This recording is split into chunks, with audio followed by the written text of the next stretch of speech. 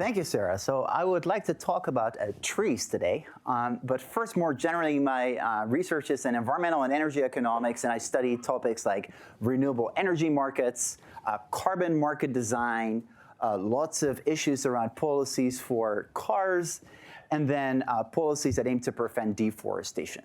So let's get to trees, and the reason is that forests and biodiversity more generally are in a state of crisis. We know quite a bit about issues around deforestation in tropical countries, but there's actually a surprising lack of evidence on the effectiveness of land protection policies in regions like the United States and the European Union. So what I would like to study here is sort of motivated by a development that sounds pretty uplifting. There was this global accord last year. It was the Global Biodiversity Framework, where almost 200 countries came together and ratified a certain target called the 30 by 30 target, in which they pledged to protect 30% of the Earth's waters and land by the year 2030. It's often called the Paris Accord for Nature. So that sounds great, but it leads to the question, how binding or how ambitious is that 30% target really?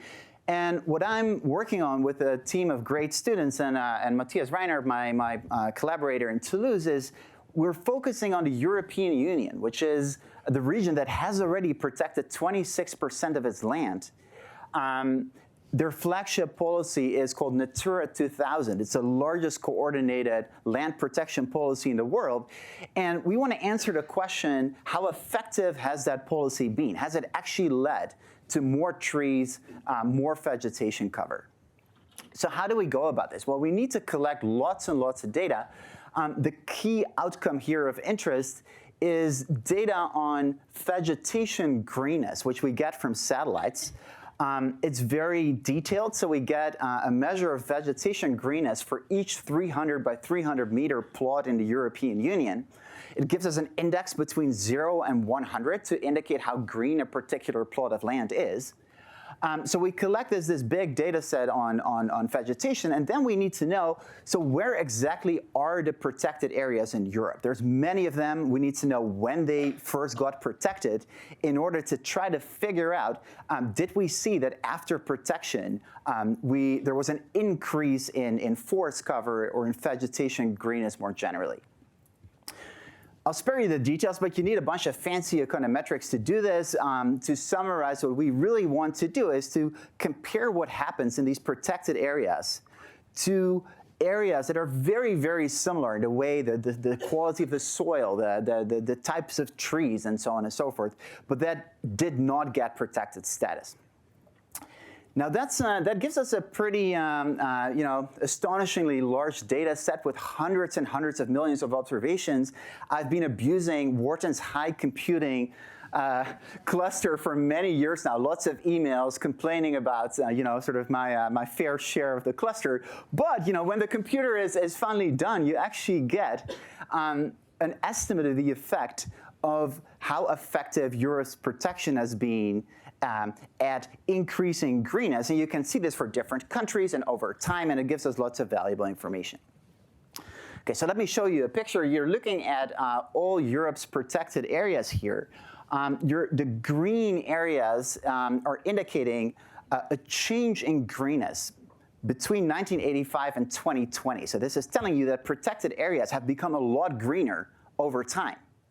But Europe as a whole has become a lot greener over time, right? So you're seeing all areas in Europe, and you see that even outside of protected areas, we've seen increases in greenness of vegetation. So essentially the question becomes, have those protected areas greened any faster than non-protected areas that are similar?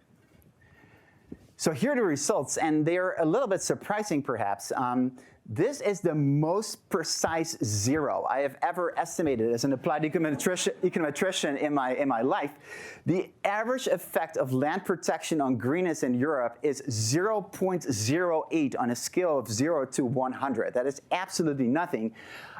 The graph on the left is showing you, sure, in some countries it's a little positive or a little negative, but sort of in the grand scheme of things, it's very minimal.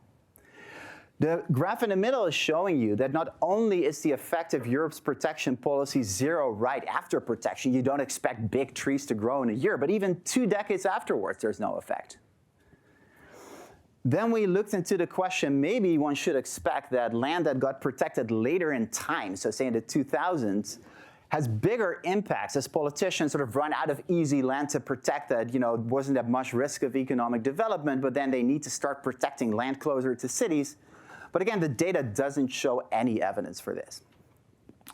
So this is maybe a bit of a disappointing finding.